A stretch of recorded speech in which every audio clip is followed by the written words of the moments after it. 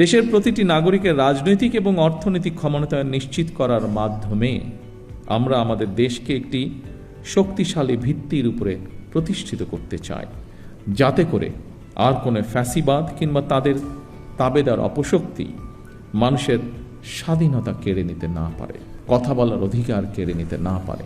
আমি একজন রাজনৈতিক কর্মী হিসেবে দৃঢ়ভাবে বিশ্বাস করি যে দেশের নাগরিকদেরকে যদি দুর্বল করে রাখা হয় তাহলে রাষ্ট্র কখনোই শক্তিশালী হতে পারে না।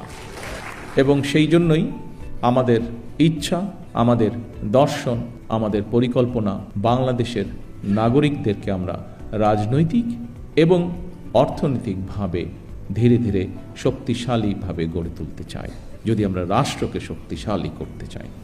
ধর্ম বর্ণ নির্বিশেষে প্রতিটি শ্রেণী পেশার মানুষ তথা প্রতিটি নাগরিকের আর্থিক সামাজিক নিরাপত্তা নিশ্চিত করার জন্য সরকার রাষ্ট্রীয় সামর্থ্যের সবটুকু দিয়ে চেষ্টা চালিয়ে যাচ্ছে এবং ইনশাল্লাহ চালিয়ে যাবে।